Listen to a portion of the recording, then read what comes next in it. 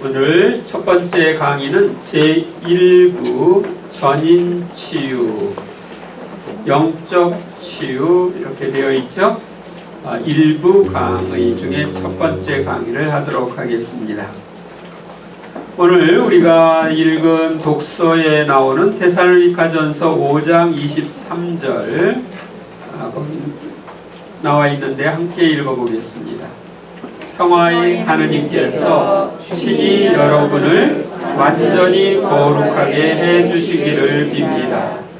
또 우리 주 예수 그리스도께서 재림하실 때까지 여러분의 영과 혼과 몸을 온전하고 흠없이 지켜주시기를 빕니다. 여기 보면 영, 혼, 몸 이렇게 세 차원으로 이야기하고 있죠.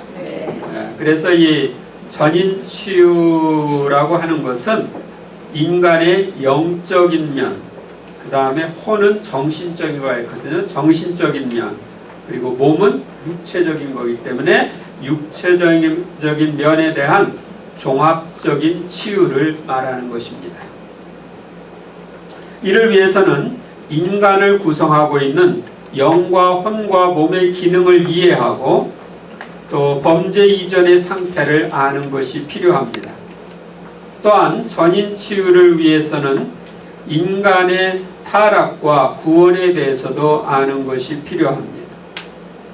그리고 영적 치유, 내적 치유, 외적 치유, 구마를 통한 치유에 대해서도 알고 또 한 걸음 더 나가면은 어떻게 하면 건강한 생활을 할 수 있는지, 건강에 대한 어떤 법칙 이런 것에 대해서도 알고 이를 자신과 이웃의 치유를 위해서 지속적으로 활용하는 것이 필요합니다.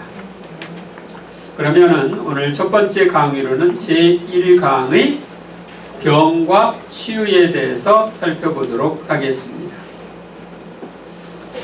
집회서 30장 15절 함께 읽겠습니다. 건강한 삶은 어떤 금보다 좋고 굳건한 영은 헤아릴 수 없는 재물보다 좋다. 그렇습니까? 건강한 삶은 어떤 금보다 좋습니까? 금이 아무리 많아도 몸이 아프면 쓸모가 없죠. 굳건한 영은 헤아릴 수 없는 재물보다 좋다. 우리가 영이 굳건한 것, 그래서 하느님 안에 굳건한 삶을 살 수 있는 것은 어떤 재물보다 좋아요? 왜? 하늘나라의 재물을 차지하게 될 테니까. 그 다음에 마르코복음 1장 34절 예수님께서는 갖가지 질병을 앓는 많은 사람을 고쳐주시고 많은 마귀를 쫓아내셨다. 예수님은 갖가지 질병을 다 고쳐주신 분이십니다. 그리고 마귀도 쫓아내신 분이십니다. 병의 치유를 위해 병과 치유의 의미, 질병과 치유에 대한 태도, 질병과 치유의 신학적 의미, 또 성경에 나타난 치유 은사, 치유의 종류, 치유의 대상과 치유 기도에 대해서 살펴보는 것이 제1강의의 내용입니다. 먼저 1. 병과 치유의 의미. 집회서 18장 19절 앓기 전에 몸조심하여라. 아셨습니까? 건강은 건강할 때 지켜야 되는 거예요. 앓기 전에 몸조심해야 돼요. 병의 의미. 건강은 힘이 넘쳐 있는 것을 말하고 병은 허약과 쇠약의 상태를 말합니다. 병이란 보통으로 생리적, 심리적인 질병을 말하며 신체 조직의 변질이나 또는 병적 변화, 육체나 정신의 기능 이상 또는 장단기에 걸친 신체나 정신, 영의 비정상 상태를 의미합니다. 치유라는 건 뭐냐? 영어에서 치유는 힐링이라고 그러죠. 이 말은 앵글로색스너의 형용사 헐에서 파생된 것으로 병든 사람의 병든 사람을 치료하거나 건강을 회복시킨다는 뜻입니다. 그러므로 치유는 질병으로 손상된 육체와 정신과 영의 기능이 원래 지녔던 최적의 상태를 유지하도록 치료하는 행위입니다. 그러니까 원래 지녔던 최적의 상태로 돌아가는 거예요. 치유은사의 의미. 치유은사는 교회의 공동이익을 위해 하느님께서 인간에게 주시는 은총의 선물입니다. 이는 인간의 외적, 내적, 영적인 병과 이 세상의 악한 환경을 치유할 수 있는 능력을 말합니다.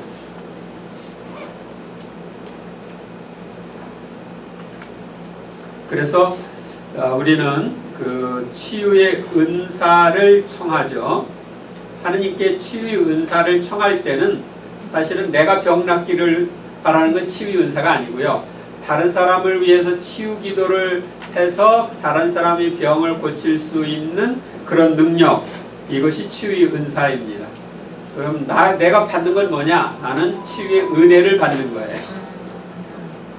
그러니까 내가 치유의 은혜를 받는 거, 그건 내가 병이 치유되는 거예요. 치유의 은사를 받는 것은 다른 사람에게 봉사하기 위한 능력을 받는 거예요. 이 질병과 치유에 대한 태도. 마태복음 4장 24절. 그분의 소문이 온 시리아에 퍼졌다.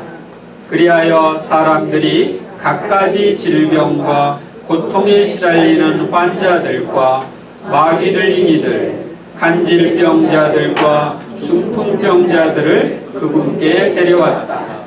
예수님께서는 그들을 고쳐주셨다. 오늘 아까 복음에서 읽은 내용이죠. 갖가지 질병을 다 고쳐주셨는데 여기서도 그런 일이 일어났으면 좋겠습니다. 그 다음에 고대 사회와 구약의 이 질병에 대한 태도를 보겠습니다. 고대 사회에서는 병의 근원을 귀신의 작용으로 보는 이론에서 벗어나지 못했고, 이를 치료하기 위해서는 마술의 힘이 필요하다고 생각했습니다. 우리나라에서도 뭐 부정타서병이 걸렸다, 그래서 구슬하면 낫는다, 그러고서 한국에서도 그랬죠. 뭐 귀신이 씌어서 그렇다, 그래서 잘 달래가지고 쫓아내야 된다. 구약 성경에는 병을 인간의 죄악에 대한 하느님의 벌로 보는 경향이 있었고, 사탄과 악령들이 병을 가져다 주는 것으로 보는 경향도 있었습니다. 그래서 욥기 같은 데서 보면 사탄이 시험하기 위해서 하느님 허락을 받아서 욥에게 병을 일으키죠. 예수님의 태도, 예수님께서는 인간을 온전하게 구원하시려는 하느님 아버지의 목적을 굳게 믿고 있었습니다. 그래서 병이 하느님께서 내린 형벌이라는 구약의 질병 개념을 지지하지 않으셨습니다. 예수님께서는 종종 질병의 발생을 인간 내부의 불균형에서 오는 악의 결과로 보셨습니다. 흔히 경험할 수 있는 것으로 발전되어 가고 있습니다. 따라서 앞으로 몇십 년 후에는 초대교회처럼 이런 치유 은사가 활발하게 드러날지도 모릅니다. 저는 처음에 이 성령쇄신에 참여를 해가지고 진짜 이 치유 은사가 있나? 이게 실제적으로 일어날까? 그런 의심을 처음에는 했습니다. 그래서 이제 외국에서 강사들이 와서 강의를 할 때 잘 듣고 그 사람들이 치유기도 할 때 진짜 일어나나? 잘 가서 뚫어지게 쳐다보고 그랬습니다. 제가 신학교 들어가기 전에도 성령쇄신을 했기 때문에 1975년에 처음으로 외국에서 신부님이 오셔서 치유에 대한 강의를 하고 치유 기도를 해주는 걸 봤습니다. 그래서 그 후에 이제 또 다른 분, 처음에는 한 분이 오셨다가 다음에는 또 세 사람이 오고 뭐 이렇게 해서 이제 한국에서 미 8군 피정센터에 가서 거기서 피정을 하는 것도 참여했는데, 그때는 그 다리 짧은 사람들 치유 기도를 해준다.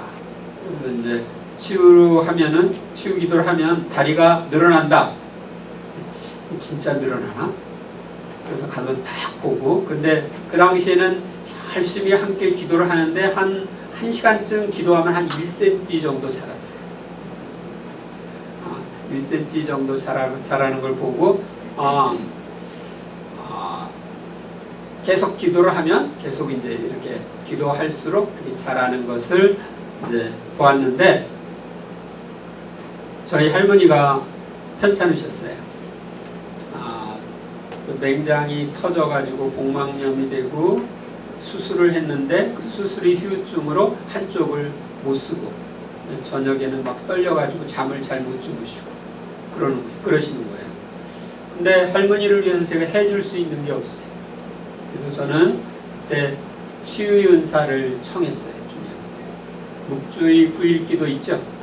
54일 동안 묵주의 9일 기도를 하면서 27일 동안 치유의 은사를 청하고, 물론 매일 미사하고 묵주의 기도하고 그러면서 청하고 나서 제가 이제 저희 할머니를 제 방으로 이렇게 모시고 와가지고, 할머니 제가 기도해 드릴게요. 그래서 손을 얹고 기도를 해 드렸어요. 근데 그 다음날 할머니께서 그러셨어요. 야, 범주야, 이상하다. 어제 저녁에는 아프지 않고 잘 잤다. 그랬어요. 그래서 혹시 어제 저녁만 혹시 그런 거 아니야? 그래서 제가 치유 은사에 대한 의심이 있으니까, 그래서 나 같은 사람이 뭐 기도해도 되나 그런 의심이 있어요. 그래서 그날 또 다시 이제 기도를 해드렸어요. 그런데 그 다음 날도 괜찮았어요. 그래서 이제 할머니는 하느님께서 당신을 고쳐주셨다는 것을 믿고 매일 열심히 기도를 하셨어요. 아침에 일어나자마자 먼저 기도하시고, 또 제가 신학교 다니는 동안에 저를 위해서 묵주의 기도를 열심히 해주셨습니다. 그래서 이런 치유 체험을 하면 삶이 좀 바뀝니다.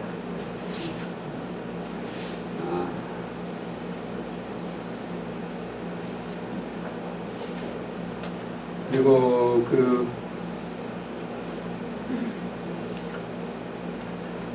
거기 사도행전 28장 8절, 마침 푸블리오스의 아버지가 열병과 이질에 걸려 누워 있었는데 바오로가 그에게 가서 기도하고 안수하여 그를 고쳐 주었다. 6. 치유의 종류. 고린토후서 3장 17절. 주님은 영이십니다.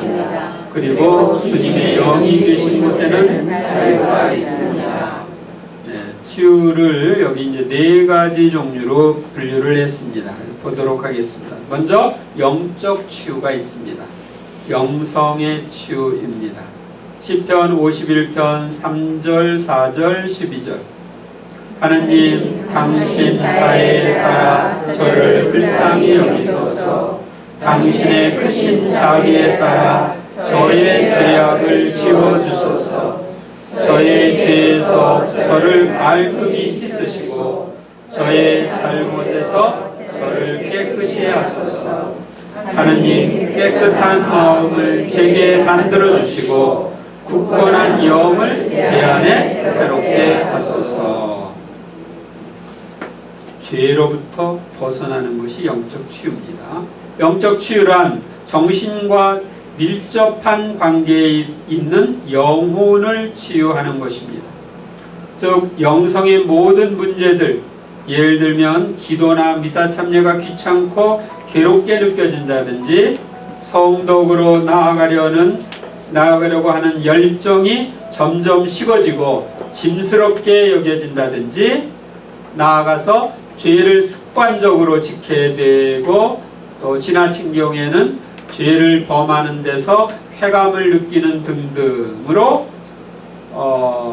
영혼이 병든 상태, 이것을 치유하는 것이 영적 치유입니다. 영적 치유는 내적 치유인 심리 치유와 비슷하지만 서로 다릅니다. 어떤 사람은 영성적으로는 병이 들었어도 심리적으로는 건강할 수 있기 때문입니다. 두 번째로 내적 치유, 마음의 치유, 기억의 치유라는 게 있습니다. 시편 25편 17절, 제 마음의 곤경을 풀어주시고 저를 고난에서 빼내주소서. 시편 34장 19절, 주님께서는 마음이 부서진 이들에게 가까이 계시고 넋이 짓밟린 이들을 구원해 주신다. 내적 치유란 정신적 치유로서 과거 상처 입은 나쁜 기억이나 감정, 불안정한 정서, 불건전한 심리적 자세를 치유하는 것입니다. 이것은 마음의 상처를 치유하는 것으로서 자신의 의지와는 동떨어져서 나타나는 지나친 공포감, 압박감, 강박관념, 우울증, 지나친 불안, 초조 같은 감정과 정서를 치유하는 것입니다. 세 번째로 외적 치유라는 게 있습니다. 이건 물리적 치유, 육체적 치유라고 부릅니다. 누가복음 4장 40절, 해질 무렵에 사람들이 갖가지 질병을 앓는 이들을 있는 그대로 모두 예수님께 데리고 왔다. 예수님께서는 한 사람 한 사람에게 손을 얹으시어 그들을 고쳐주셨다. 안수를 해주는 거죠. 육체 치유를 위해서. 외적 치유란 우리가 풍성한 삶을 사는데 방해되는 신체적인 어떤 질환을 고치는 것입니다. 즉 단순한 질병이나 사고 또는 피로로 생긴 육체의 병을 고치는 것입니다. 건강한 신체에 건강한 정신이 깃든다는 말도 있듯이 육체의 건강은 우리의 정신 건강에도 아주 중요합니다. 몸이 아프면 다 귀찮죠? 건강은 어떤 세상의 어떤 것보다 또 귀한 재산입니다. 하느님께서는 우리의 몸과 마음과 영혼이 온전히 건강하여 당신이 주시는 자유를 누리며 풍성한 삶을 살도록 창조하셨습니다. 네 번째로 부마를 통한 치유. 사도행전 10장 38절, 예수님께서 나자렛 출신 하느님께서 나자렛 출신 예수님께 성령과 힘을 부어주신 일도 알고 있습니다. 이 예수님께서는 두루 다니시며 좋은 일을 하시고 악마에게 짓눌리는 이들을 모두 고쳐주셨습니다. 하느님께서 그분과 함께 계셨기 때문입니다. 구마란 마귀를 쫓아내는 것을 의미합니다.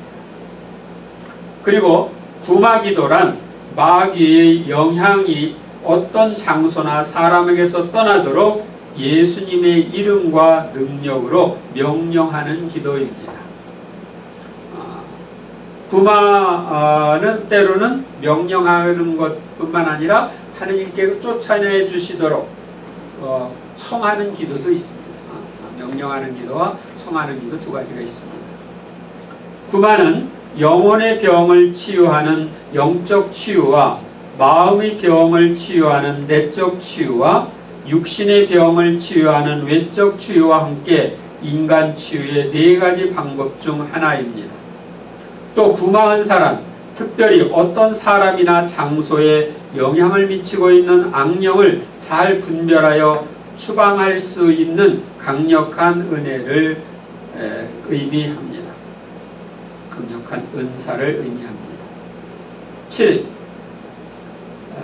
치유의 대상과 치유 기도. 이사야서 53장 4절에서 5절. 그렇지만 그는 우리의 병고를 메고 갔으며 우리의 고통을 짊어졌다. 그런데 우리는 그를 벌받는 자, 하느님께 내맞은 자, 철대받은 자로 여겼다. 우리의 평화를 위하여 그가 징벌을 받았고 그의 상처로 우리는 나았다. 예수님의 상처로 우리가 치유를 받는 거죠. 많은 이들이 치유 기도의 대상을 특별한 문제가 있는 개인으로 국한시킵니다. 그러나 하느님은 전능하신 분이시고 모든 것을 치유할 수 있기에 치유의 영역에는 제한이 없습니다. 네? 제한이 없어요. 그래서 이제 보겠습니다. 먼저 개인의 치유. 우리는 불완전한 인간끼리 불완전한 세상에서 살고 있기에 여러 가지 문제를 가지고 있습니다. 완전한 인간이신 하느님의 모습, 예수님의 모습에 완전한 인간이신 예수님의 모습에 비추어 보았을 때 우리는 치유받아야 할 부분이 너무나 많은 인간입니다. 이 세상에는 주님의 치유가 필요 없을 정도로 완전한 인간이 하나도 없습니다. 그러므로 치유는 살아있는 모든 인간이 그 1차적 대상입니다. 천주교 신자뿐 아니라 타종교 신자나 신자가 아닌 사람도 그 치유의 대상이 될 수 있습니다. 그러나 우선적으로는 하느님께서 베푸시는 치유를 믿고 받아들이는 천주교 신자를 위해서 기도하는 것이 좋습니다. 그 중에서도 특히 영혼과 정신과 육체에 뚜렷한 문제가 있는 이들을 위하여 기도해 주는 것이 좋습니다. 그 다음에 가족과 이웃의 치유, 내적 치유를 위한 기도를 할 때는 개인뿐만 아니라 관련된 이웃도 치유해 주시도록 기도해야 합니다. 그동안 서로 상처를 주고받았고 서로가 치유를 필요로 하고 있기 때문입니다. 하느님은 전능하신 분이시므로 상대방을 위하여 기도하면 많은 경우 쌍방의 치유가 일어납니다. 그리하여 좋은 대인관계를 회복할 수 있습니다. 또한 내적 치유를 위한 기도를 우리가 하면 어머니 태중에 있을 때 입은 그 마음의 상처, 태중이 있을 때 있었던 무의식의 그 상처도 치유받을 수 있습니다. 우리는 우리 자신뿐만 아니라 자신의 자녀가 태안에 있을 때 입은 상처 치유를 위해서도 기도할 수 있습니다. 이런 기도를 하면 무의식 속에 있는 상처들이 치유되어서 불편했던 가족관계가 원만해집니다. 어떤 사람의 경우는 이유 없이 아버지가 싫어. 아버지가 잘해주는데도 싫어. 근데 살펴보면 그 아이가 태중에 있을 때 남편과 엄마의 관계가 안 좋았어. 그래서 엄마가 아버지를 계속 싫어했어. 그 영향이 태중에 있는 아이에게 미쳐가지고 잘해주는데도 정이 안 가는 거예요. 그럴 때 무의식 속에 있는 그런 상처를 치유하니까 이제 아주 아버지한테 애정 표현을 잘 하는 그런 딸이 돼요.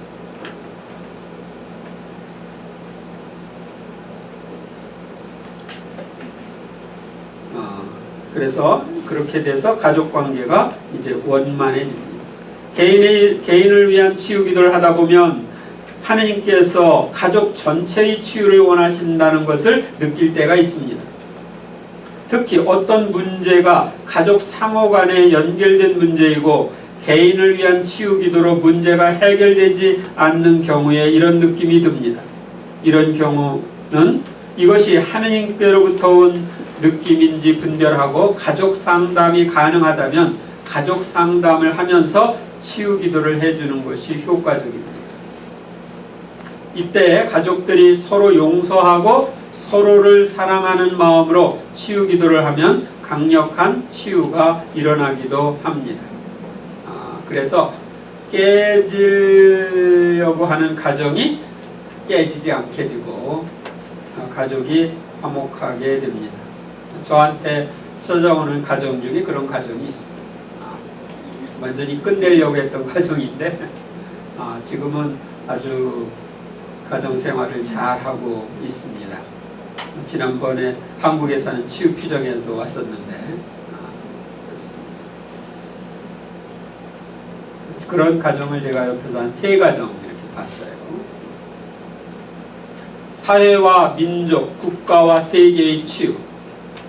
사람들의 공동체인 이 사회와 민족, 국가와 세계도 많은 문제를 가지고 있습니다. 따라서 이들도 치유 기도의 대상이 될 수 있습니다. 오늘 이 사회는 황금 만능주의와 극도의 이기심으로 인하여 각종 범죄가 점점 더 늘어가고 있습니다. 점점 더 병들어가고 있는 이 사회의 배경에는 오랜 역사 속에서 많은 상처와 한을 간직하고 있는 민족이 있습니다. 우리나라의 경우 그렇죠. 여러 민족 안에는 동족 간의 전쟁과 지역 간의 갈등으로 입은 상처, 다른 민족의 침입과 압제로 인해서 입은 상처, 독재와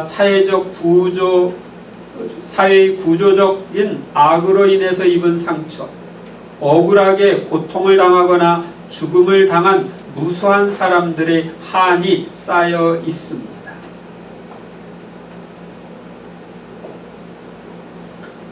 또한 각종 문제를 가진 민족들로 형성된 국가 안에도 많은 문제가 있고, 이런 국가들로 형성된 세계 안에도 무수한 문제들이 있습니다. 그러므로 지금 우리가 살고 있는 사회와 민족, 국가와 세계는 하느님의 치유를 필요로 합니다. 그래서 제가 아는 어떤 신자는 우리 민족 반만년 역사다. 그 역사를 하면서 50년, 100년으로 딱 잘라가지고 그때 우리 민족이 받은 상처 치유기도. 그래가지고 쭉 현대까지 이렇게 하는 거예요.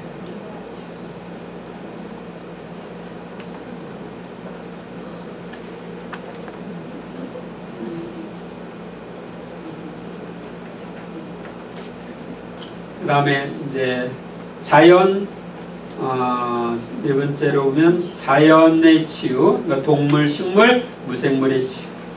세상에 있는 모든 동물과 식물과 무생물은 하느님의 창조물이며 치유의 대상이 될 수 있습니다. 왜냐하면 하느님께서는 우주 만물을 창조하시고 지금도 돌보시는 분이시기 때문입니다. 그러므로 창조물에 문제가 있을 때에는 치유를 부탁드릴 수도 있습니다. 우리는 홍해의 기적과 시나이 반도에서 40년 동안 내려주신 만나, 바위에서 나오는 물, 폭풍을 잔잔하게 하신 예수님의 행적을 통하여 자연에 대하여 주권을 행사하시고 당신의 백성을 위하여 자연을 변화시키는 하느님의 모습을 볼 수 있습니다. 하느님께서는 자연을 치유하실 수 있는 분이십니다. 그리고 치유하고 계신 분이십니다. 그래서 여러분들이 때로는 자연을 향해서 기도할 수도 있습니다. 지금 태풍이 이쪽 사람들이 많이 밀집되어 있는 쪽으로 오고 있어. 그러면 태풍을 향해서 손을 들고 이쪽으로 오지 마라, 저쪽으로 가라. 예수님의 이름으로 명령을 해요.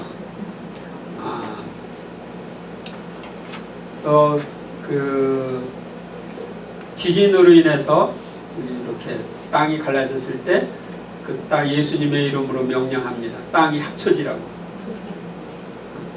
근데 그렇게 믿음으로 기도할 때 효과가 있습니다. 전에 어떤 그런 얘기 들었는데 캘리포니아 지역에 지진이 많이 일어난다고 그러죠?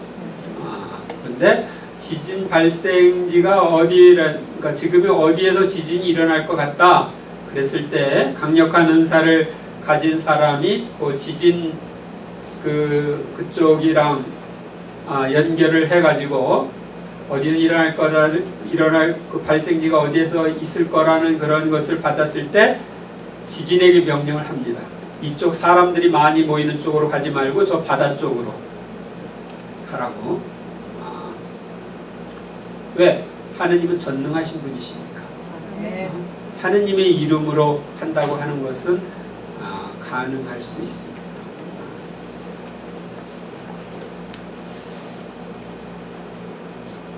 전인치유란 하느님께서 태초에 정해주신 질서의 회복입니다. 영적 치유는 하느님과의 관계 회복이고, 내적 치유는 인간과의 관계 회복이고, 또 사물과의 관계 회복입니다. 정신 건강의 회복인 것입니다. 외적 치유는 하느님께서 원하시는 육체적 건강의 회복입니다. 구만은 하느님과 인간, 피조물과의 올바른 관계를 방해하는 악령들의 추방입니다. 그래서 이런 것들이 우리에게 다 필요합니다. 역대기 하악원 7장 13절에서 14절. 내가 하늘을 닫아 비가 내리지 않게 하거나 메뚜기에게 명령하여 땅을 삼키게 하거나 내 백성 가운데 흑사병을 보낼 때 내 이름으로 불리는 내 백성이 자신을 낮추고 기도하며 나를 찾고 악한 길에서 돌아서면 내가 하늘에서 듣고 그들의 죄를 용서하며 그들의 땅을 회복시켜 주겠다. 땅을 회복시켜 주는 얘기가 나오잖아요. 그래서 여러분들은 하느님이 전능하신 분인 걸 믿죠? 네. 하느님이 모든 걸 창조하신 것을 믿죠? 네. 하느님이 모든 것을 바꿀 수 있다는 것도 믿어야 됩니다. 아멘. 우리들의 영육간의 유익을 위해서 하느님은 모든 것을 변화시킬 수도 있어요. 그래서 만물에 대한 주권이 하느님께 있고 그분에 의해서 모든 것이 변할 수 있다. 이것을 우리가 믿어야 합니다. 이런 바탕에서 우리가 치유 기도를 하는 것입니다. 저 같은 경우 이제 치유 받은 사례가 많이 있는데 그 중에 하나는 제가 이 신학교 들어갈 때까지만 해도 책을 오랫동안 못 봤어요. 30분 이상 보면 눈이 피로해가지고 눈이 아파서 책을 못 보는 그런 상태였는데 저는 신학교 시험을 치고 그런 믿음을 가졌어요. 주님이 합격하게 하면 눈도 고쳐줄 거다. 왜? 신학교에 가면 오랫동안 그 책을 보고 해야 되는데 그래서 이제 신학교에 들어가서 성체 조배하면서 성체 예수님께 기도했고 또 미사 후에 영성체 후에 눈에 손을 얹고 기도하고 그랬어요. 그래서 치유를 받아서 지금까지 하루에 여러 시간씩 책을 볼 수 있게 그렇게 된 거예요. 그래서 하느님은 불가능을 가능하게 하시는 분이시죠. 여러분들이 이번 치유 피점을 통해서 이런 살아계신 하느님을 체험할 수 있기 바랍니다. 제2강의 인간이란 무엇인가? 인간이란 어떤 존재인지를 인간의 구성 요소인 영의 기능, 혼의 기능, 오관의 기능을 이 몸의 기능을 통해서 알아보겠습니다. 거기에 그림이 나와 있죠? 그림이 나와 있는 건 제가 이렇게 됐을 것 같다고 생각해서 그린 거예요. 딴 데서는 없을 겁니다. 먼저 영이 있는데 영은 영계와 연결을 하는 역할을 합니다. 그래서 그 기도를 통해서 하느님과의 관계에서 영적인 교류를 하는 거고요.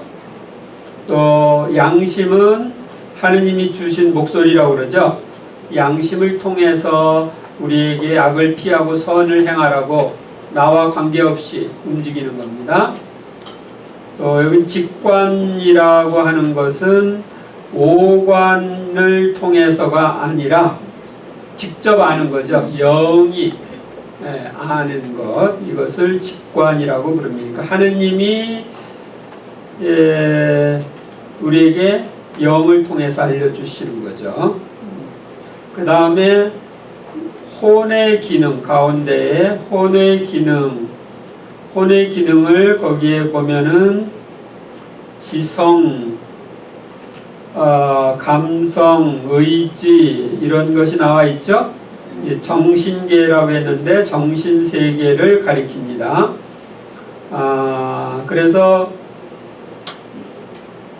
여기에 보면은 그 지성 쪽은 위에 의지를 해놨고 마음 쪽은 무의식을 이렇게 해놨는데 꼭 이런 건 아닙니다. 원래는 마음은 이 정신이 활동하는 바탕을 마음이라고 하기 때문에 그 자아는 자의식, 나를 의식하는 그것입니다. 내가 나임을 의식하는 것, 이걸 자아인데 자아는 거짓자와 참자아가 있습니다. 거짓자아는 그동안 여러 가지 교육이나 뭐 이러저런 행동으로 이러저런 습관으로 형성되어 있는 겉에 보이는 나, 거짓자아고 참자아는 내 안에 있는 예수님을 닮은 나, 하느님을 닮은 나, 이것이 참자아입니다. 그 다음에 몸의 기능 보면은 몸은 오관을 가지고 있는데 물질계와 연결을 시킵니다. 몸이. 그래서 이 몸이 이제 물질계와 연결해서 이게 정신세계에 영향을 미치고 정신세계에 혼에 영향을 미치는 거죠. 혼의 영향이 영에 영향을 미치기도 하고, 그런데 반대로 영계, 하느님, 천사, 성인, 성녀들 이쪽이 영계죠. 거기에서 영에 영향을 미치고 영이 혼에 영향을 미치고 혼이 몸에 영향을 미치고 이런 식으로 구조가 갑니다. 나중에 이제 제가 설명을 하겠습니다만은 하느님이 원래 인간을 창조했을 때는 하느님이 영에 영향을 미치고 영이 혼에 미치고 혼이 몸에 영향을 주는, 그리고 몸이 물질계에 영향을 주는 이런 흐름이었는데 타락한 다음에는 물질계로부터 이쪽으로 거꾸로 올라가는 겁니다. 몸, 혼, 영으로. 그러면 인간의 구성 요소에 대해서 성경은 어떻게 이야기하고 있는지 보겠습니다. 먼저 인간을 영혼과 육신으로 구분을 합니다. 창세기 2장 7절, 그때 주 하느님께서 흙의 먼지로 사람을 빚으시고 그 코에 생명의 숨을 불어넣으시니 사람이 생명체가 되었다. 코에 생명의 숨을 불어넣었다. 이 숨이 바로 영을 불어넣었다는 것을 가리킵니다. 천상의 책에 보면 따라 첫 사람의 창조로 인류 창조를 시작한 나는 그의 몸을 빚은 뒤 내 전능의 숨으로 그 안에 영혼을 불어넣었다. 이렇게 되어 있죠. 그래서 몸과 영혼이 결합된 인간이 되는 거예요. 앞에 나와 있는 14권 58장 2절 이렇게 됩니다. 천상의 책. 거기 처음 나오는 것은 책의 권수를 얘기하고 두 번째는 장수, 세 번째는 절을 얘기합니다. 그 다음 마테오복음 10장 28절, 육신은 죽여도 영혼은 죽이지 못하는 자들을 두려워하지 마라. 그러니까 예수님이 영혼과 육신으로 구분해서 이야기하시죠. 토비기 13장 7절, 나는 내 하느님을, 나의 영혼은 하늘의 임금님을 높이 받들며 그분의 위대함을 즐거이 알린다. 그래서 영혼에 대한 이야기가 나오고, 야고보서 1장 21절. 그러므로 모든 더러움과 그 넘치는 악을 다 벗어버리고 여러분 안에 심어진 말씀을 온전히 받아들이십시오. 그 말씀에는 여러분의 영혼을 구원할 능력이 있습니다. 그래서 우리가 구원받는 것이 영혼이 구원받는 것으로 얘기하죠. 베드로전서 2장 11절. 영혼을 거슬러 싸움을 벌리는 육적인 욕망을 멀리하십시오. 여기 보면은 영혼이 나오고 육적인 욕망, 육신에 대한 것이 나오죠. 그 다음에 인간을 영혼 플러스 정신이나 마음 플러스 육신 이렇게 되어 있는 부분들이 있습니다. 다니엘서 3장 86절. 의인들의 정신과 영혼들아 주님을 찬양하라. 영혼이 그분을 찬송하고 천업이 찬양하라. 여기 보면 영혼과 정신 두 가지가 나와있죠. 육신은 이제 당연히 딸려 나오고, 그 다음에 지혜서 9장 15절. 썩어 없어질 육신이 영혼을 무겁게 하고 흙으로 된 이 천막이 시름겨운 정신을 짓누릅니다. 그러니까 육신, 영혼, 정신이 나오죠. 그래서 이제 영혼과 육신을 연결하는 게 정신이다 이렇게 생각하시면 됩니다. 시편 16장 9절. 그러기에 제 마음은 기뻐하고 제 영혼이 뛰놀며 제 육신마저 하나님 쉬리라. 여기서 보면은 마음, 영혼, 육신 이렇게 연결이 됩니다. 그래서 마음은 정신이 활동하는 바탕, 그래서 마음이라고 생각하시면 됩니다. 그 다음에 인간은 영 플러스 혼 플러스 몸 이렇게 나와 있는 것이 있습니다. 아까 우리가 읽었던 내용인데 데살로니가전서 5장 23절. 평화의 하느님께서 친히 여러분을 완전히 거룩하게 해주시기를 빕니다. 또 우리 주 예수 그리스도께서 재림하실 때까지 여러분의 영과 혼과 몸을 온전하고 흠없이 지켜주시기를 빕니다. 그래서 여기서는 영, 혼, 몸 이렇게 구분을 하고 있죠. 또 히브리서 4장 12절. 사실 하느님의 말씀은 살아있고 힘이 있으며 어떤 쌍날칼보다도 날카롭습니다. 그래서 사람 속을 꿰찔러 혼과 영을 가르고 관절과 골수를 갈라 마음의 생각과 속셈을 발견합니다. 영과 혼을 가르는 거, 영혼이 나오는데 관절과 골수는 이거 육신을 얘기하는 거죠. 그래서 인간들은 이렇게 구분되어 있다는 것을 성경이 이야기하고 있습니다. 그 다음, 그러면 영의 기능이 뭐냐? 거기에 대해서 보겠습니다. 인간은 영이 있기 때문에 기도를 통하여 하느님과 영적인 교류를 할 수 있습니다. 또한 다른 동물과 다르게 양심 기능과 오관을 거치지 않고 알 수 있는 직관 기능이 있습니다. 이 직관 기능은 영으로 하는 거예요. 여러분들이 이런 겁니다. 내가 누구 말하면 누가 온다. 그런 거 있죠. 누구 말하면은 누가 와요. 뭐 호랑이도 제 말하면 온다고. 그러는데 그건 왜 그러냐면 인간은 영과 육이 결합되어 있거든요. 육은 안 봤기 때문에 오는 줄은 몰라. 근데 영은 알아. 그래서 그 사람에 대한 얘기를 하고 싶은 거야. 하다 보니까 들어오는 거야. 그러니까 영은 그 사람이 오는 걸 벌써 알고 느껴가지고 하고 싶은 마음이 일어나서 말을 하는데 그 사람이 오는 거예요.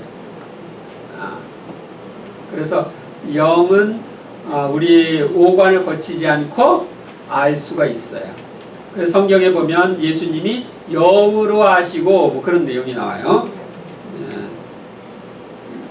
이따가 보겠습니다. 하느님과 영적 교류. 하는 기도하는 거죠. 창세기 20장 17절.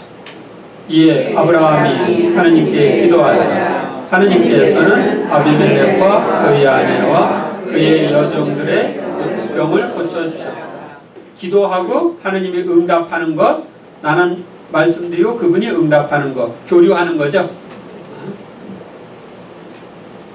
창세기 25장 21절.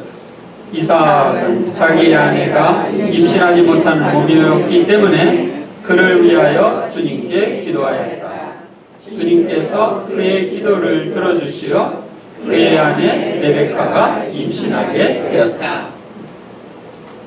혹시 임신 못하면 장부한테 기도해달라고 그러셔요. 여기는 그런 사람이 없겠지만. 민수기 11장 2절. 백성이 모세에게 부르짖었다. 그래서 모세가 주님께 기도하자 불이 꺼졌다. 기도에 대한 응답이죠. 욥기 42장 10절. 욥이 제 친구들을 위하여 기도하드리자 주님께서는 그의 운명을 되돌리셨다. 주님께서는 욥이 전에 소유하던 것을 갑절로 더해 주셨다. 다른 사람을 위해서 기도했는데 오히려 축복을 받는 거죠. 두 번째로 양심 기능, 영의 기능이 두 번째 기능입니다. 시편 16장 7절. 저를 다일러 주시는 주님을 찬미하니 밤에도 제 양심이 저를 일깨웁니다. 양심은 우리와 관계없이 활동을 합니다. 다니엘서 13장 9절.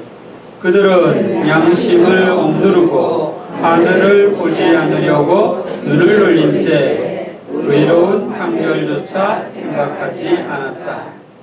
그러니까 양심을 억누르는 것, 우리는 양심이 보챌 때 억누를 수가 있어요. 양심은 나와 관계없이 행동을 합니다. 사도행전 24장 16절. 그래서 나 또한 하느님과 사람들 앞에서 언제나 거리낌 없는 양심을 간직하려고 애를 씁니다. 하늘을 우러러 한 점 부끄러움이 없는 그런 양심을 가져야 되겠죠. 디모데후전서 1장 19절. 믿음과 바른 양심을 가지고 그렇게 하십시오. 어떤 사람은 양심을 저버렸기 때문에 그들의 믿음이 파선당하였습니다. 양심이라고 하는 것은 모든 인간들에게 주신 하느님의 특별 선물입니다. 그래서 양심이 없는 사람은 없습니다. 그래서 하느님이 판단을 하실 때는 양심을 가지고 판단을 하십니다. 그러니까 심판대에 우리가 가게 되면 그 양심대로 살았냐 안 살았냐가 1차적인 거예요. 그 다음에 이제 여러분들은 양심에다가 신앙을 배웠죠? 복음을 배웠죠? 그러니까 하느님 말씀대로 살았느냐가 두 번째, 믿음대로 살았느냐 그게 두 번째예요. 그런데 어떤 사람은 믿음대로 열심히 산다고 하는데 양심을 거스렸다. 그러면 이게 좀 잘못된 거예요. 그러니까 양심이 기초고 그 위에 믿음이 있어야 되니까 양심을 버리면 믿음이 파선당하는 거예요.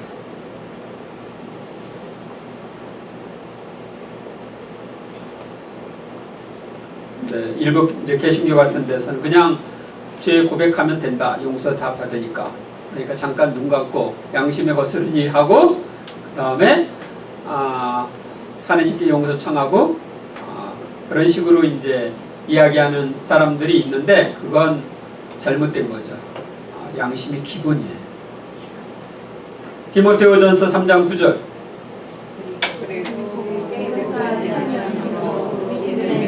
진리를 간직한 사람이어야 합니다. 그러니까 먼저 깨끗한 양심이 있고 그 위에 믿음의 신비를 간직해야 되는 거예요. 아셨습니까? 그 다음 세 번째 직관기능. 마르코 복음 2장 8절. 예수님께서는 곧바로 그들이 속으로 의아하게 생각하는 것을 당신 영으로 아시고 말씀하셨다. 여기 뭘로 아는 거예요? 영으로. 영이 아는 것, 이게 직관기능입니다. 에페소서 3장 19절. 인간의 지각을 뛰어넘는 그리스도의 사랑을 알게 해주시기를 빕니다. 이렇게 하여 여러분이 하느님의 온갖 충만하심으로 충만하게 되기를 빕니다. 그리스도의 사랑은 인간의 오관, 인간의 지각을 뛰어넘는 겁니다. 고린토전서 12장 8절. 그리하여 어떤 이에게는 성령을 통하여 지혜의 말씀이, 어떤 이에게는 같은 성령에 따라 지식의 말씀이 주어져 있습니다. 네, 그러니까 성령께서 지혜의 말씀이나 지식의 말씀 주시는 건 이건 직관이라고 말할 수 있는데 여러분들 이제 누가 뭐 병이 치유되었다, 그 치유 집회에서 이렇게 이야기하는 사람 있죠. 그 사람을 이제 지식의 말씀 은사를 받아서 이야기한다 그러는데, 이 지식의 말씀 은사를 받은 사람들은 하느님이 아는 것을 이야기해줘서 그걸 얘기하는 거예요. 그러니까 오관을 통해서 아는 것이 아니에요. 영을 통해서 하느님의 지식을 받아서 전해주는 겁니다. 그 다음에 세 번째로 혼의 기능. 인간 안에는 혼의 기능 또는 영혼의 기능이라고 불리는 지성, 기억, 의지가 있고 감성도 있습니다. 그 중에서 가장 중요한 것은 의지입니다. 먼저 지성. 집에서 17장 5절.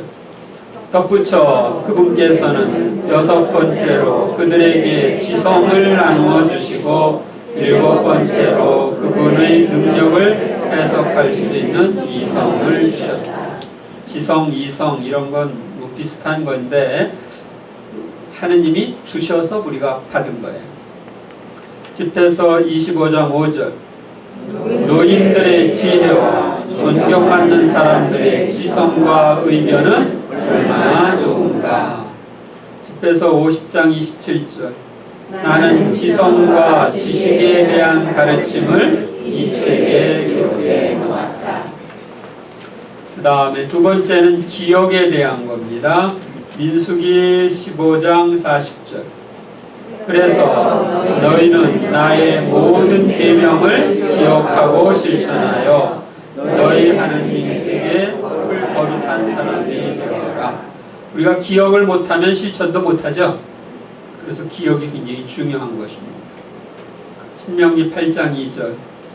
너희는 이 40년 동안 광야에서 주 너희 하느님께서 너희를 인도하신 모든 길을 기억하여라. 주님이 베푸신 은혜를 기억하는 겁니다. 집에서 28장 7절. 계명을 기억하고 이웃에게 분노하지 마라. 지극히 높으신 분의 계약을 기억하고 잘못을 묻어나 주어라. 계명을 기억하고 계약을 기억하는 것 중요합니다. 누가복음 22장 19절. 이는 너희를 위하여 내어주는 내 몸이다. 나를 너희를 기억하여 이를 행하여라. 우리가 주님의 순환을 기억하면서 십자가상 제사를 현재화하는 미사성제를 드리죠. 나를 기억하여 이를 행하라고 말씀을 하셨기 때문에 그렇게 합니다. 그래서 예수님의 그 순환을 현재화시킵니다. 디모데오 후서 2장 8절. 예수 그리스도를 기억하십시오. 하느님이 우리에게 기억을 주신 것은 하느님의 은혜를 기억하라고, 그분의 말씀을 기억하라고 주신 겁니다. 세 번째로 의지, 뜻. 집에서 15장 14절. 한처음에 인간을 만드신 분은 그분이시다. 그분께서는 인간을 제 의지의 손에 내맡기셨다. 어디에 맡겼어요?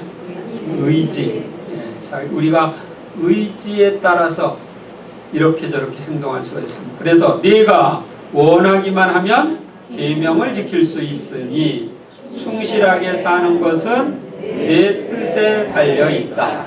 내 뜻, 내 의지에 달려 있다.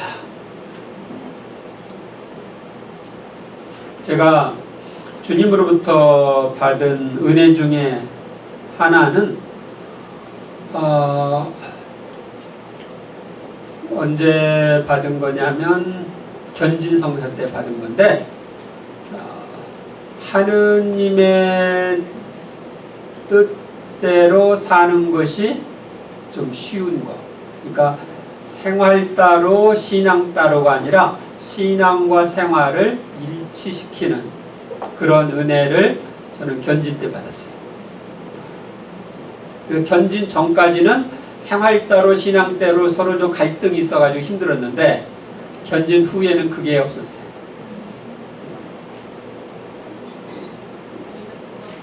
그래서 이제 그때는 어떻게 되느냐면은, 하느님 말씀대로 사는 게 이렇게 쉬운데 왜 말씀대로 안 사냐?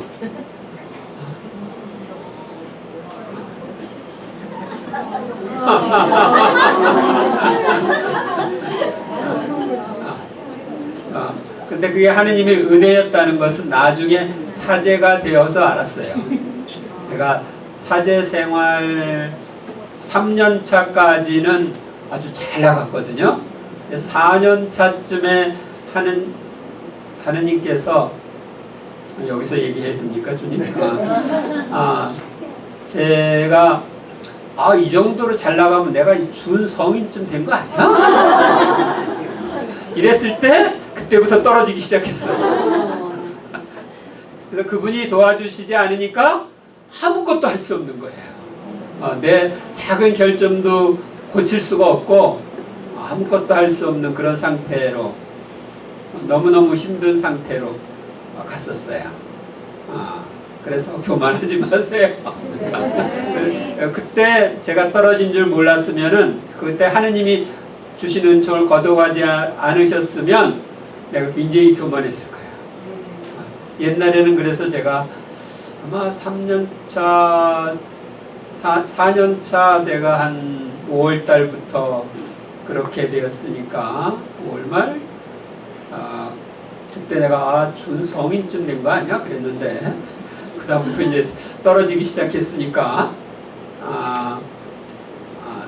그 후에 정말 그게 그때 내가 잘 나갔던 게 하느님의 은혜였구나. 내가 그때까지는 고해성사를 줄 때 보석을 무겁게 줬거든요. 보석을 무겁게 줬는데 내가 해보니까 잘 안 돼. 내가 과거에 너무 무겁게 줬구나.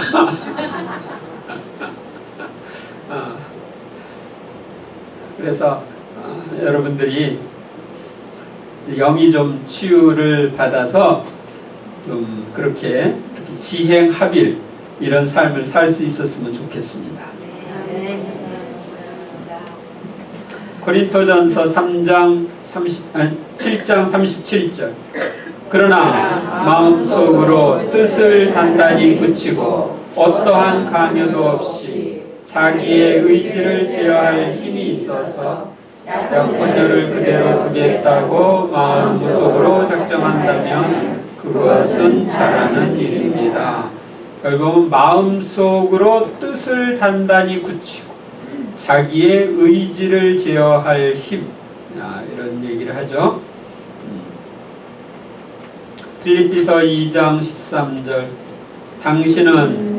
하느님은 당신 호의에 따라 여러분 안에서 활동하시어 의지를 일으키시고 그것을 실천하게 하시는 분입니다. 그러니까 우리의 의지를 일으키시고 그걸 실천하게 해주시는 분이 하느님이에요.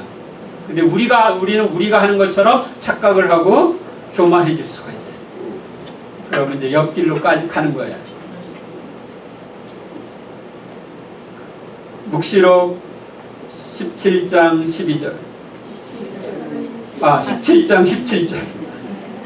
하느님께서 그들의 마음속에 당신 뜻을 실행하도록 의지를 불어넣으시오. 그러니까 하느님 뜻을 실천할 수 있는 의지를 불어넣어줘야 실천이 가능한 거예요.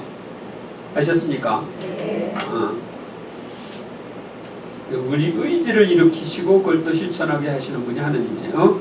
그럼 천상의 책에 나와 있는 말씀을 보도록 하겠습니다. 사람의 뜻은 사람을 자기 창조주와 더욱 닮게 하는 역할을 한다.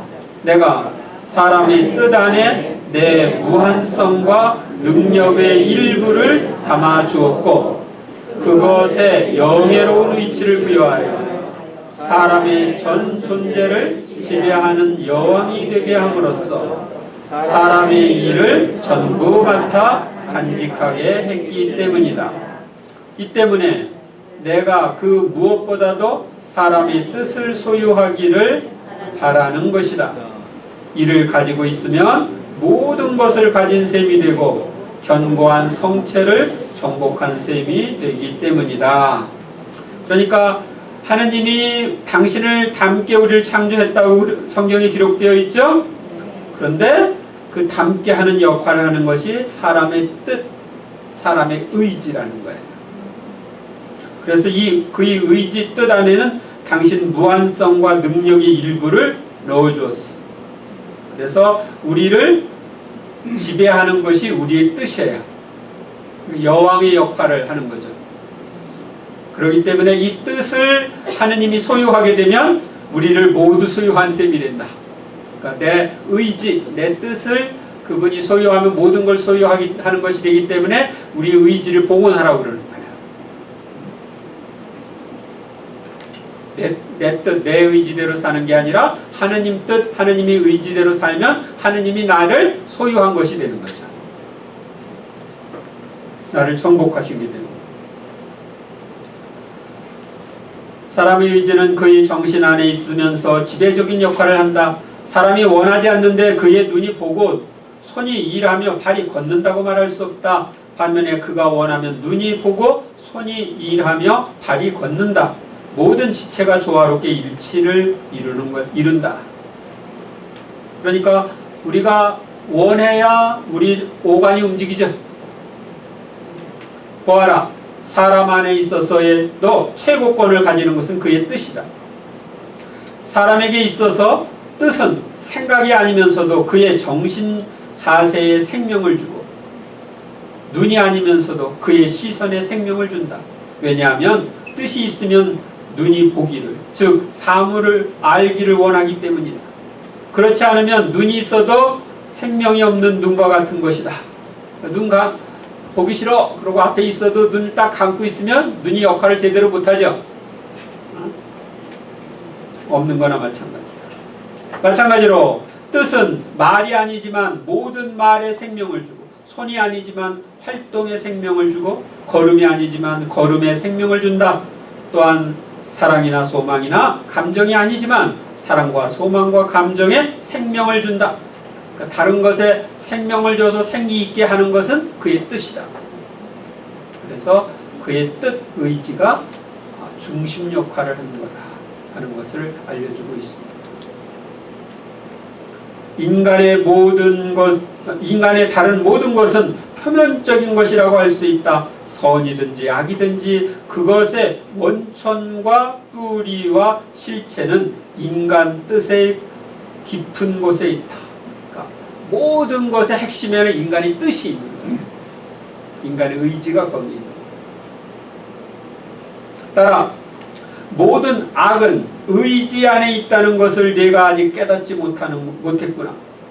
인간을 곧 인간 본성을 짓누르는 것은 의지였지 본성이 의지를 짓눌렀던 것이 아니다. 인간 본성은 제자리에 내가 창조했던 그대로 남아 있었다. 아무것도 변하지 않았다. 변한 것은 의지 곧 그의 뜻이었다. 인간의 뜻이 바로 하느님의 뜻에 대립하였고 이 반항적인 뜻이 그의 본성을 짓누르며 허약하게 하고 더럽혀서 극히 천박한 정욕의 노예로 만들었다. 본성이 타락한 게 아니라 의지가 타락해가지고 본성을 짓눌렀다. 그러니까 다시 말하면 아담과 하와가 선악과를 따먹고 싶었죠. 따먹으려고 했죠. 그것은 의지가 그렇게 한 거예요. 그러니까 하느님의 뜻은 따먹지 말라는 것이었죠. 근데 인간의 뜻은 뭐예요? 따먹고 싶은 거였어. 그러니까 따먹고 싶어서 그 싶었다는 게 그의 뜻이죠. 그것에 따라 따먹음으로써 죄가 시작된 거죠. 그러니까 자기 뜻대로 하느님을 거스리는 자기 뜻대로 사는 게 죄예요. 거기서 죄가 시작되었고 지금도 마찬가지입니다. 하느님의 뜻을 거스리는 인간이 뜻대로 사는 게 죄입니다. 4. 감정. 집에서 22장 19절. 눈을 찌르는 자는 눈물을 흘리게 하고 마음을 찌르는 자는 감정을 보이게 한다. 마음을 팍 찌르면 감정이 나오죠.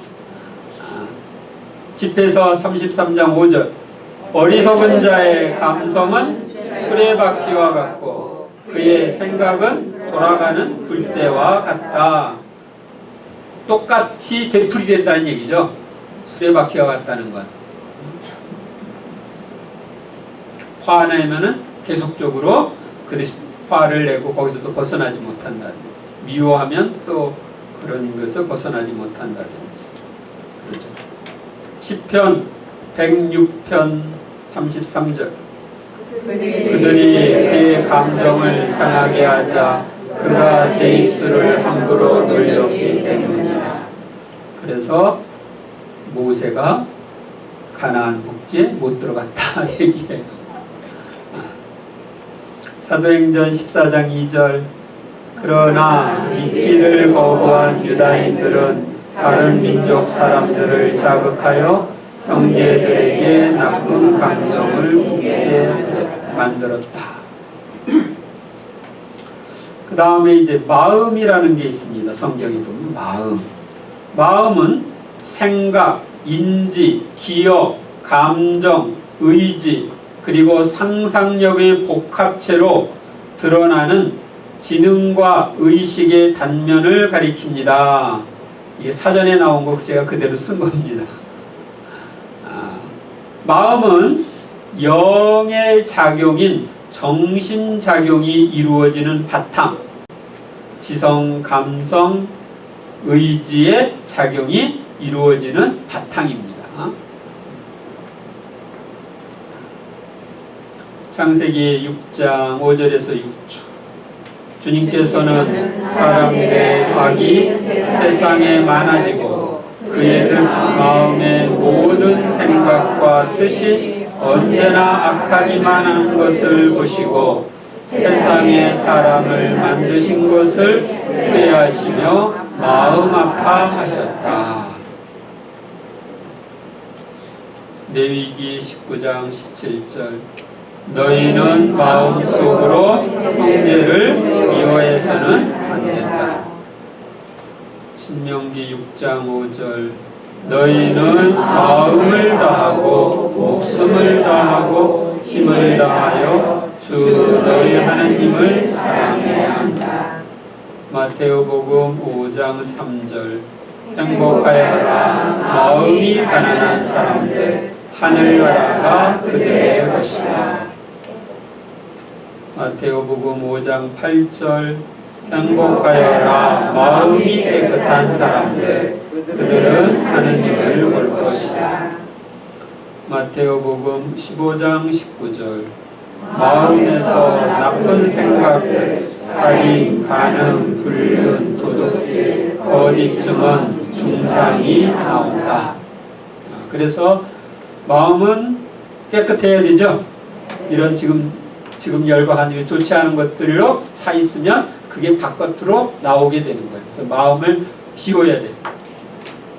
깨끗하게 청소를 해야 됩니다. 5.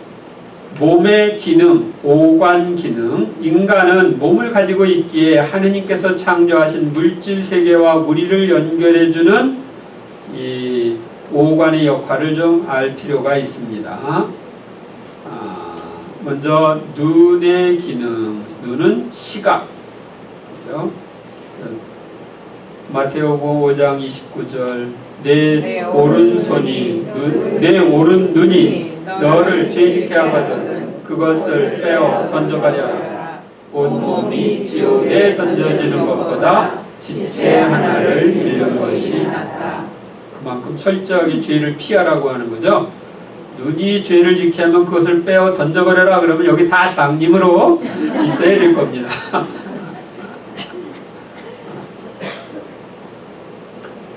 마태복음 6장 22절에서 23절 눈은 몸의 등불이다. 그러므로 내 눈이 맑으면 온몸도 환하고 내 눈이 성하지 못하면 온몸도 어두울 것이다.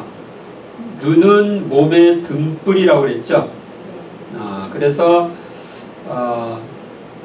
눈이 맑으면 온몸도 환하고 눈이 성하지 못하면 온몸도 어둡다. 그리고 눈을 통해서 우리가 좋은 것, 빛 이런 것을 받아들이면 우리 마음이 빛으로 빛나게 되죠. 그런데 어둠을 받아들이면 우리 몸이 어둡게 되는 거예요. 마태복음 13장 16절 그러나 너희의 눈은 볼 수 있으니 행복하고 너희의 귀는 들을 수 있으니 행복하다. 이 두 번째로 귀에 대한 겁니다. 청각. 마르코 4장 9절 예수님께서는 이어서 말씀하셨다. 들을 귀 있는 사람은 들을 귀 없는 사람이 있습니까? 귀가 있는데 마음이 열려 있어야지 들리죠. 마르코복음 7장 37절 사람들은 더할 나위 없이 놀라서 말하였다. 저분이 하신 일은 모두 훌륭하다. 귀먹은 이들을 듣게 하시고 말하는 이들을 말하게 하시는구나. 네, 듣는 것이 중요합니다. 그냥 넘어가서 후각. 시편 115편 6절 귀가 있어도 듣지 못하고 코가 있어도 맡지 못하네. 뭘 맡지 못해요? 냄새를 맡지 못하는 거죠.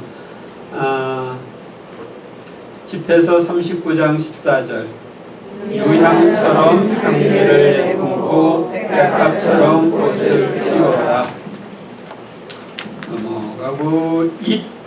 네 번째로 혀. 미각을 가리킵니다. 욥기 34장 3절 입이 음식의 맛을 보듯 귀는 말을 식별한답니다. 그러니까 입은 음식의 맛을 보는 역할을 하죠. 지혜서 16장 2절 그러나 당신의 백성에게는 당신께서 그 징벌과 반대로 은혜를 베푸시고 그들의 식욕을 채워주시려고 놀라운 맛이 나는 음식 매출하기를 마련해 주셨습니다. 집에서 36장 24절 목구멍이 사냥으로 얻은 고기 맛을 알아내듯 지각 있는 마음은 거짓말을 알아차린다.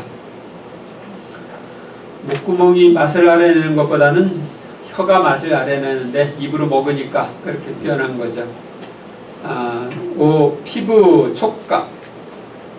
창세기 8장 22절 땅에 있는 한 씨 끓이기와 거두기 추위와 더위 여름과 겨울 낮과 밤이 그치지 않으리라.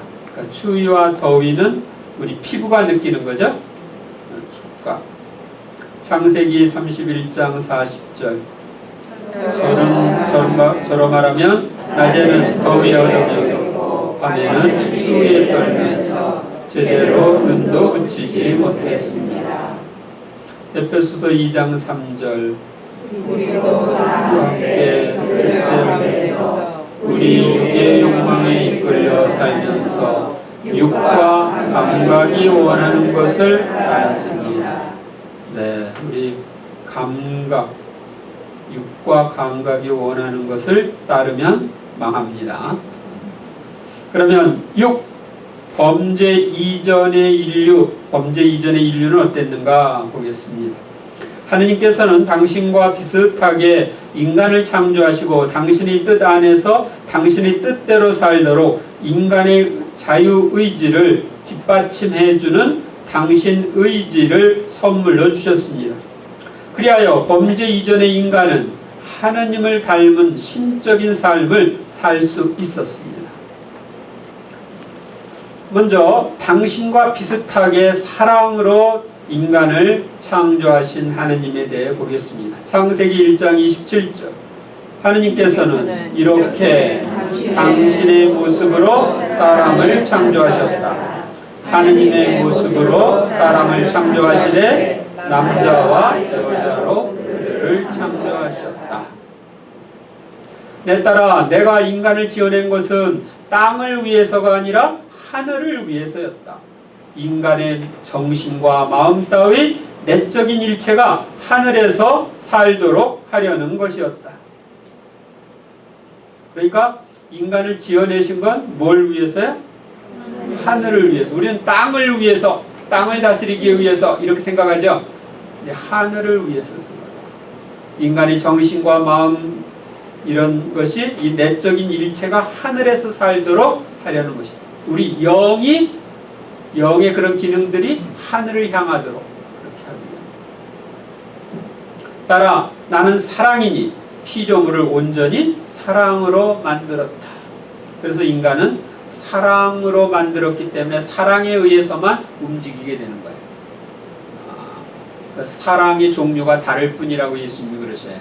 어떤 사람은 물질에 대한 사랑으로 움직이고, 어떤 사람은 사람에 대한 사랑으로 움직이고, 어떤 사람은 명예에 대한 사랑으로 움직이고, 어떤 사람은 하느님에 대한 사랑으로 움직이고.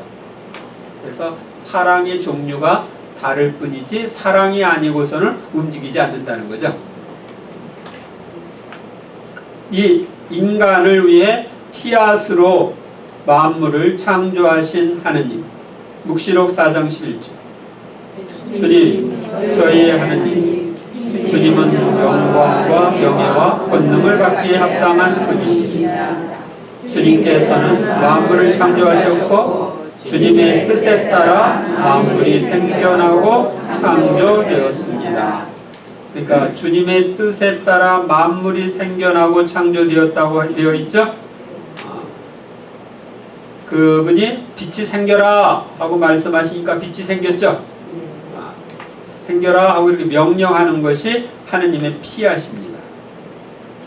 피앗, 이것은 뭐냐면 하느님 편에서는 무엇이 이루어져라 하는 명령 또는 그렇게 이루어지도록 결정하는 결정, 이것이 피앗입니다. 그리고 인간에서는 피앗 그러면은 하느님의 뜻에 네 하고 받아들이는 게 피앗입니다.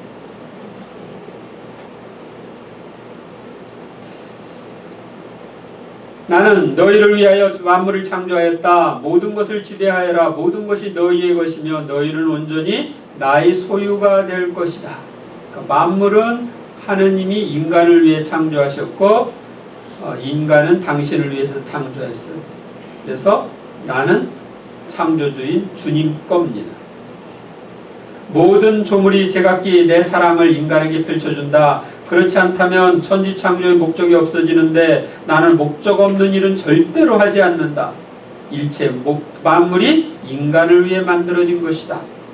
인간에 대한 사랑으로 만물이 창조되었어. 그래서 만물은 인간을 향해서 나는 너를 사랑한다, 너를 사랑한다 하는 하느님의 그 사랑을 전달해 주는 역할을 하는 거예요.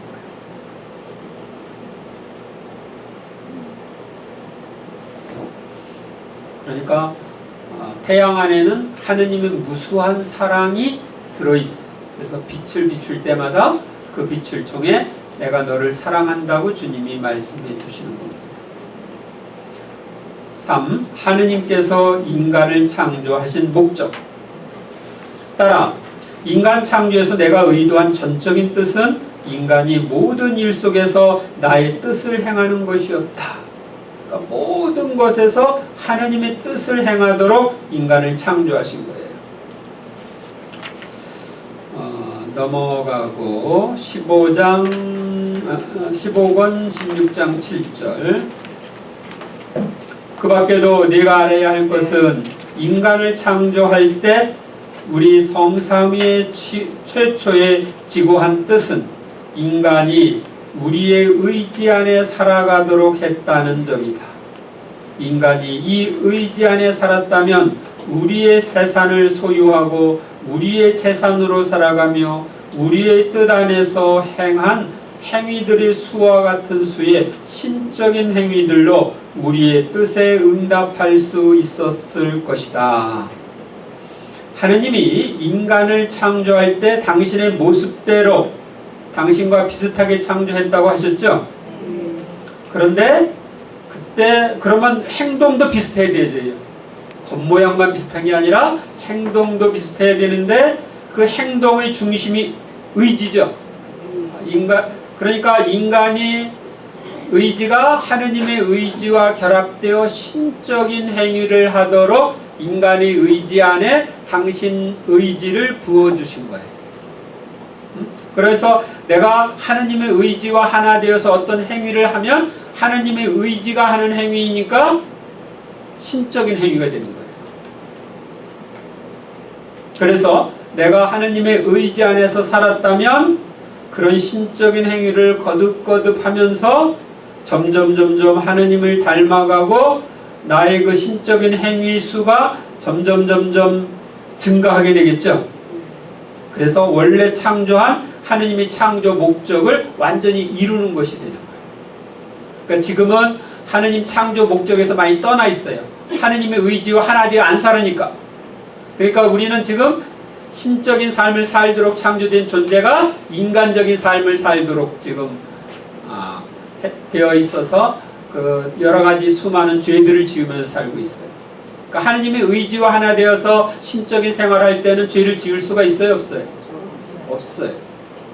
그러니까 원래 하느님의 모습대로 창조되었다면 하느님의 모습대로 창조되었기 때문에 하느님을 닮은 행위인 신적인 행위를 하는 것이 정상적인 거예요. 그러니까 지금 우리는 정상적인 생활이에요? 비정상적인 생활이에요? 지금 우리는 비정상적인 생활이에요. 비정상적인 생활을 하면서 하느님 뜻과 하나 되어 사는 건 이건 특별한 사람이 하는 거다, 이렇게 생각할 수가 있어. 원래 비정상대로 살다 보니까 그게 비정상적으로 보이는 거예요. 근데 원래 창조 목적이 하느님의 의지와 하나 되어서 신적인 행위를 하는 존재, 하느님을 닮은 삶을 사는 존재로 창조되었기 때문에 지금은 하느님의 창조 목적을 내가 이루지 못하고 있는 거예요. 자, 여기 보면은 이제 우리 성삼위는 그때 인간에게 모든 선을 주었으므로 창조했을 때요, 인간의 뜻이 곧 우리의 뜻이었고 우리의 뜻이 곧 인간의 뜻이었으며 모든 것이 인간과 우리 사이에 일치를 이루고 있었다. 인간은 원하는 모든 것을 우리에게서 가져갈 수 있었으니 곧 성덕, 지혜, 능력, 행복 등등이었다. 그리하여 인간은 우리의 원형, 우리의 초상, 우리의 행복한 아들이 되었다. 따라서 아담은 존재하기 시작한 후부터 일정 기간 동안 자신이 창조된 목적을 완전히 달성하고 있었다. 그는 자기 창조주의 뜻으로 사는 것이 무엇을 뜻하는지를 체험하고 있었고, 우리 역시 우리의 이 모상 안에 우리의 행위들이 반사되는 것을 보며 기뻐하였다. 그러니까 하나님 뜻 안에 사는 게 무엇을 의미하는지를 아담은 다 알고 있었고, 하느님 뜻 안에서 하느님 뜻대로 사는 모습을 보면서 당신을 닮은 인간, 당신의 모습이 반영된 인간을 보면서 하느님은 기뻐하신 거예요. 여러분들이 좋은 엄마, 아빠로 생활을 하는데 아이들이 나를 닮은 좋은 행위를 하는 걸 보면 기쁘죠? 그래서 나를 닮은 좋은 짓을 하는 걸 보면 기쁜데 하느님도 얼마나 기뻐하시겠어요.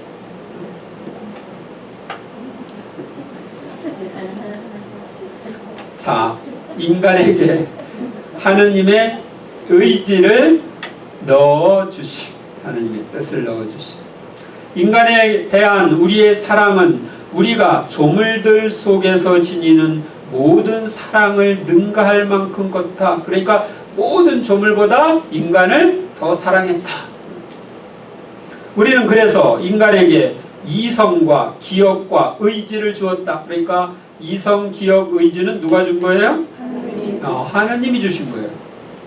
마치 은행에 넣어두듯 인간의 의지 안에 우리의 의지를 넣어두어 인간이 우리의 의지를 불리며 100배로 늘리게 하였다. 내가 하느님의 의지와 하나 되어 살면은 내 안에서 하느님 의지가 활동하죠. 또 내 자손들이 또 그대로 살면 그렇게 되죠. 그러니까 하느님 의지의 활동이 그만큼 늘어나는 거죠. 100배로 늘리게 했다. 100배가 아니라 지금까지 했으면은 수조배로 늘리게 되겠죠. 이는 우리에게 필요해서가 아니라 인간 자신의 선익을 위하여 필요한 일이었기 때문이다. 인간이 여타 다른 피조물과 같이 우리가 내어놓은 바로 그 자리에 말없이 고정되어 있지 않고 영광과 재산과 사랑이 갈수록 더 드러나고 갈수록 자기 창조주를 닮아가게 하려는 것이었다.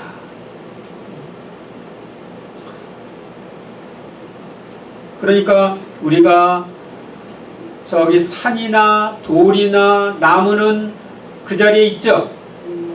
그 자리에서 그대로 있어요. 근데 인간은 그대로 있지 않아요. 동물들은 발전이 있어요, 없어요? 하느님이 창조해준 그대로예요. 근데 인간은 발전이 있죠. 그러니까 인간은 점점 하느님 안에서 하느님과 일치해서 생활함으로써 점점 하느님을 더 닮아가도록 창조된 거예요.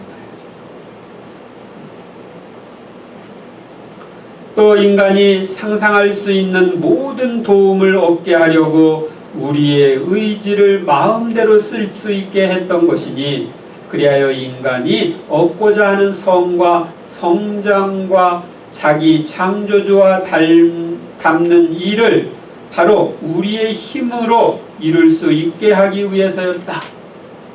그러니까 우리가 우리 힘으로 하느님을 닮는 게 아니고 하느님이 힘을 주어서 그 힘으로 우리가 하느님을 닮게, 하느님을 닮은 행동을 하게 하도록 하느님이 당신의 의지를 선물로 주신 거예요. 그러니까 여러분이 이 세상을 살 때 하느님 의지와 하나 되어 살면 사는 게 쉬워요, 어려워요?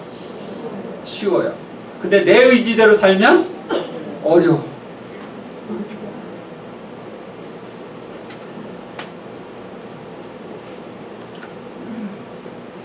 지극히 높으신 하느님은 사람을 창조하시면서 내 뜻을 사람 안에 넣어 두셨고 그 결과로서 또 당연히 우리 성삼위의 모든 속성들도 내 뜻과 함께 거기에 있게 되었다. 그러니까 하느님의 당신의 속성도 우리 안에 넣어주신 거예요. 그러니까 우리가 하느님을 닮은 존재로 창조되었다는 성서의 문구는 그냥 하나의 형식적인 문구가 아니라 이건 실제적인 것이에요. 의지를 넣어주시고 모든 속성을 넣어주셨기 때문에. 그래서 하느님이 아름다우신 분이죠. 인간에게 아름다움을 넣어주셨어요. 하느님이 선하신 분이죠. 인간에게 하느님의 그 선성을 넣어주시고 하느님은 창조주로서 창조력을 가지고 계신데 인간 안에도 창조력을 넣어주셨죠. 그래서 인간이 그 발전을 하게 되는 거예요. 그런데 우리 인간이 범죄하기 이전에는 하느님이 넣어주신 그 속성을 잘 활용할 수가 있었는데 지금은 그걸 잘못 활용하고 그것을 사용해 가지고 오히려 죄를 짓기도 하고 그런 식으로 타락을 하게 된 거예요. 우리를 너무너무 사랑하셔서 이렇게 온갖 좋은 것으로 꾸며주신 주님은 참미 받으소서. 영광이 성부와 성자와 성령께 전과 같이 이제와 항상 영원히 아멘. 성부와 성자와 성령의 이름으로 아멘.